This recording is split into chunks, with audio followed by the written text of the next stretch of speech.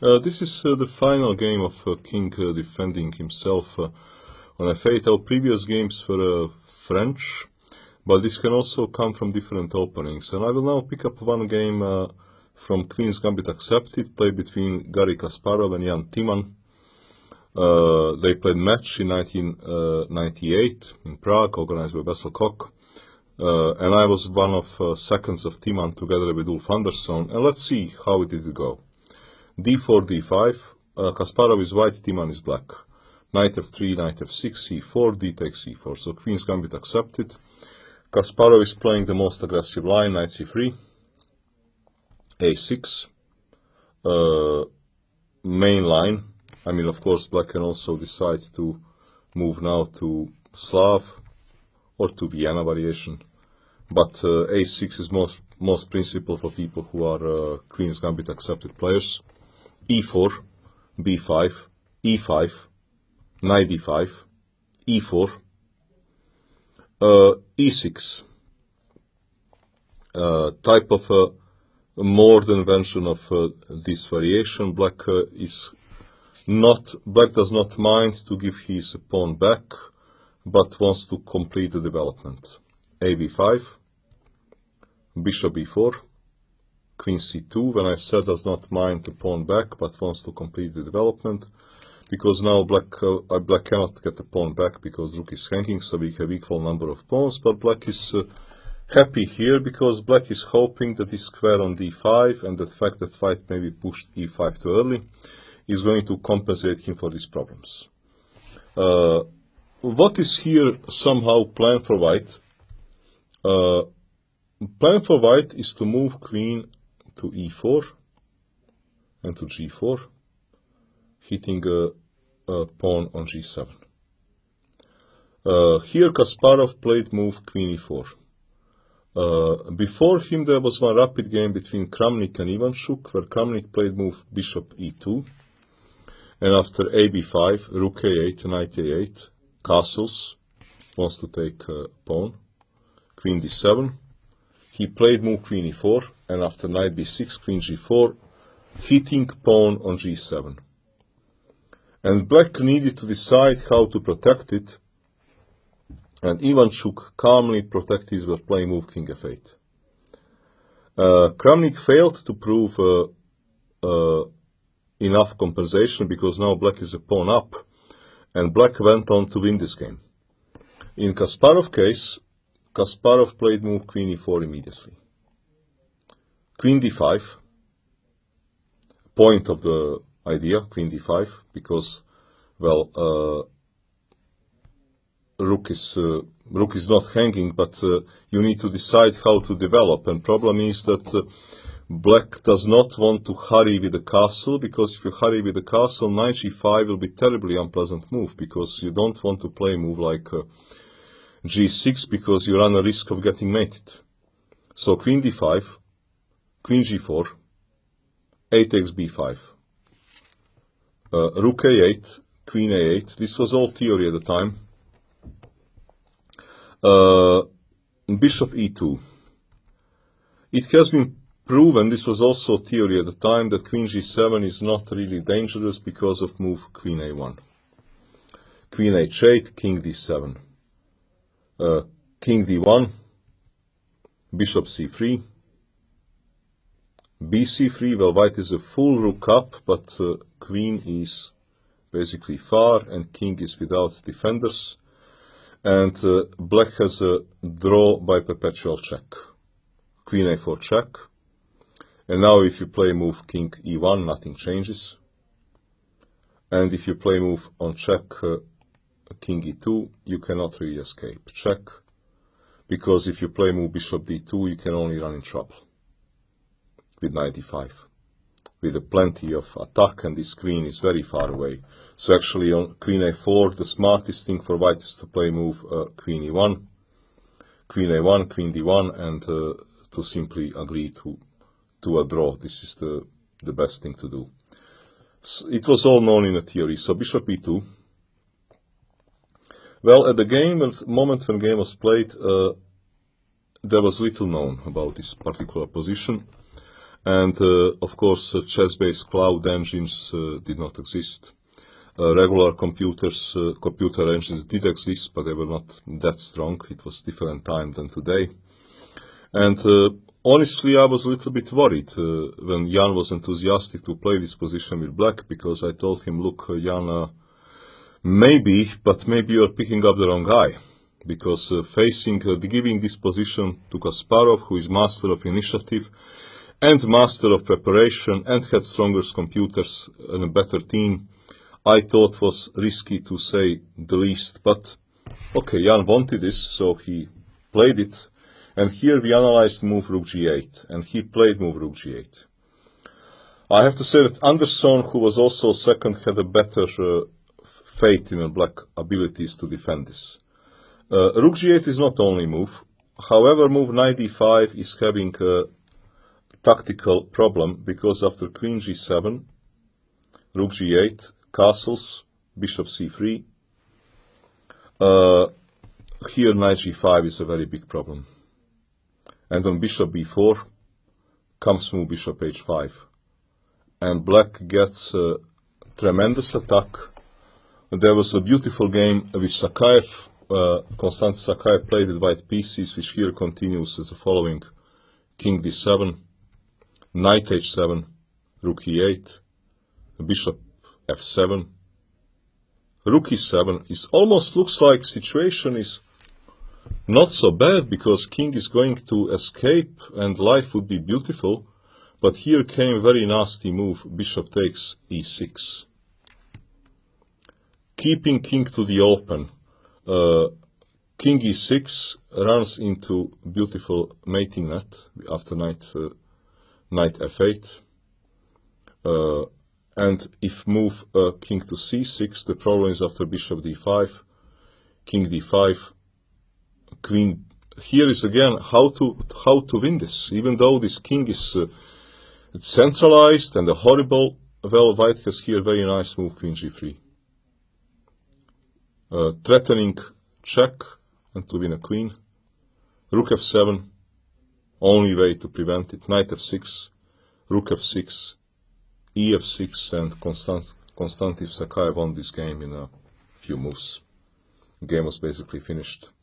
Another move which is possible, we thought was risky at the time, but in practice proved to work, is move g6.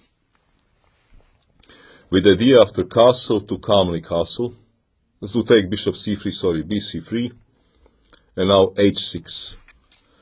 Preventing this bishop from occupying squares, playing with the king in the center, but for white not easy to somehow prove that his attack is really lethal. It was played in one modern practical game, a relatively recent game between Dani Gormali and Edouard Romain, and was won by black.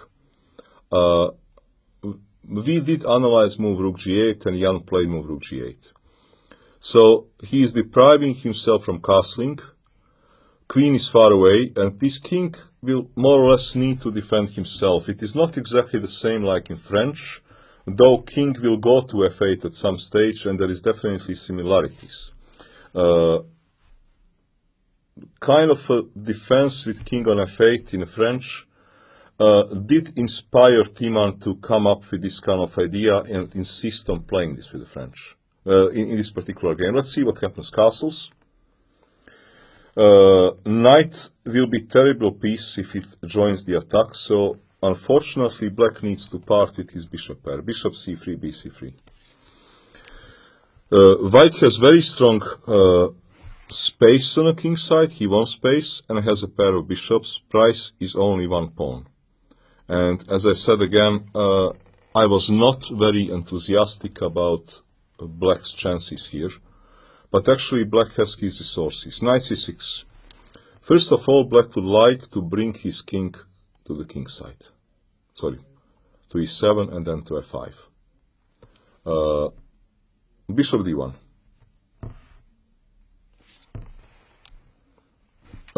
So with knight on c6, actually, if white does not want to improve his bishop, it is not really clear how does white somehow well, improving the bishop is the main idea. So bishop d1, knight e7, bishop c2, knight f5. Now time to improve knight. Knight g5, h6, knight e4. Everything according to textbook. Knight f6 is a threat. So black plays move king f8. Position looks very suspicious for black.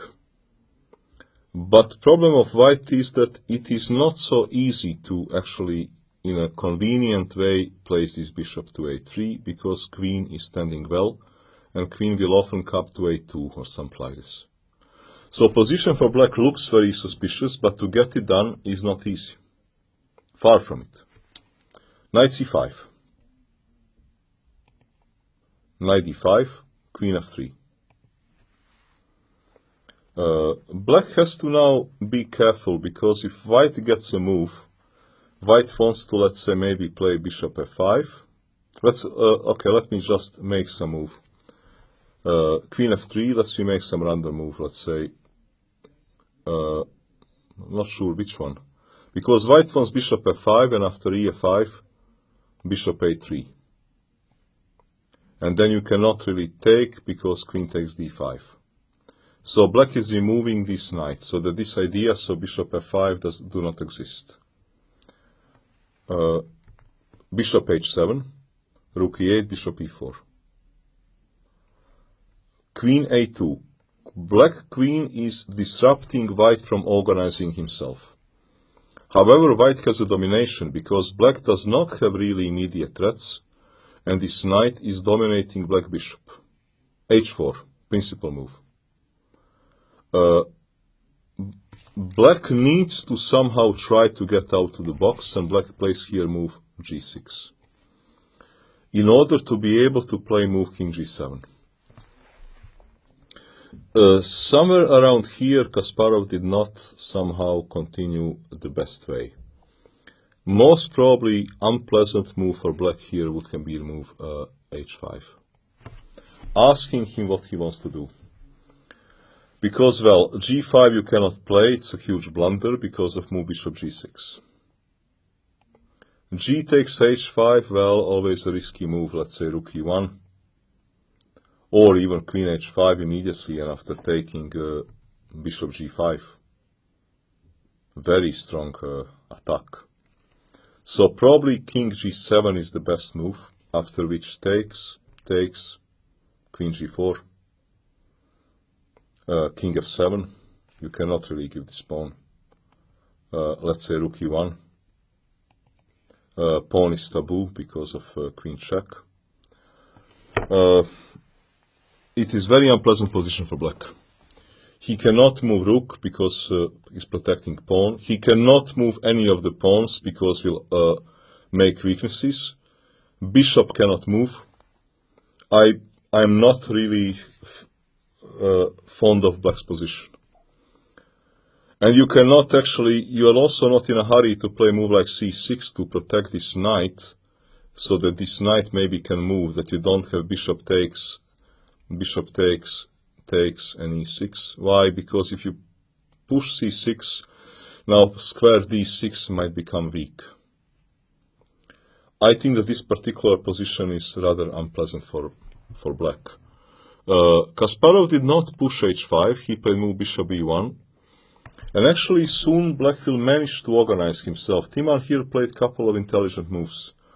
Queen a5, forcing bishop to d2. Now king g7, h5, but now it's not the same. Queen a3. He wants to push b4. Rook c1, and now a very strong move b4. cb4, and finally queen trade. Queen trade, of course, is a dream for a defending side here. Pawn takes, rook d8, hitting on the weakness. ag6, and now he takes with knight, black, because he wants to somehow to have this structure now intact. And white needs to start making worries about different sorts of jumps. Bishop e4. And now comes a very good move, forcing white to part with one of his bishops. By the way, maybe a good idea to mention that you cannot just take, because I will get my pawn back instantly, hitting rook and hitting a pawn. So bishop e4, c3. White must now part with his bishops pair. Bishop c3, knight c3, rook c3, rook d4. White now hopes, white is actually now in a critical situation because pawn is hanging. He does not want to part with his bishop. This bishop is a problem because it's controlled by knight, but it's not easy to get it done in practice. So Kasparov played here move rook a3, but okay, rook to b4, rook c7. Hitting a bishop does not bring white anywhere because, okay, I hit a knight. So rook c7, rook a7, knight e5, rook c7, rook b8. Rook is very active of white, but white does not have enough pieces. f4. Black is now moving his knight. Black will improve his position. After all, he is a pawn up, and the initiative of white is slowly going to evaporate. Bishop f3, knight e6, rook c6, knight f5, rook c7, knight e6, rook c6. Well, black is not in a mood to make a draw. Knight c8, king h2, knight f6, trying to get out of the box. Kasparov here pushed f5, e5, king g3, and after f4, king f4. F4 is not needed, but on the other hand, how do you get out of the box? So Timman gave this pawn in order to liberate his bishop. King f4. White will ultimately manage to make a draw here. White made a draw because black cannot improve his position so easily, and we have limited material on the board. But okay, the rest of the game is not really of interest to us. I would just make those moves for people who want to know how game ended. Check, rook b4, king e3, bishop f5, rook d6. Simply, what is the problem in this position is when you are playing ending as a stronger side, but let's say trades do not favor you because rook ending is easy draw, becomes then very difficult to win. h5, rook d4. Trade of rooks also does not favor you because it is also will be a draw. Rook b2, knight d3, rook b3, bishop e2, knight g4, king f4, bishop d3, rook d3. Now again, the trades unfortunately are not going to basically win the game. Because, for example, such a move can happen, or bishop f5 also. I don't think that you can win this game, because those two pawns are going to be a draw. Bishop e2 is maybe easiest. King moves, king g3. Knight moves, king moves.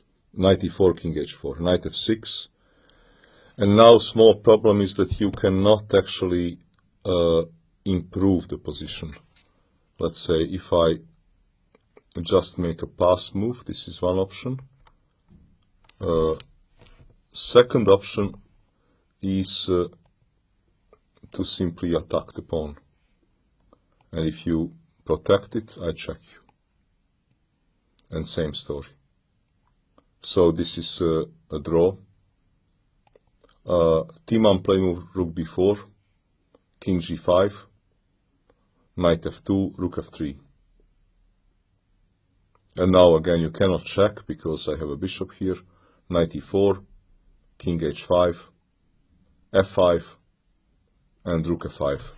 And of course this position is a draw.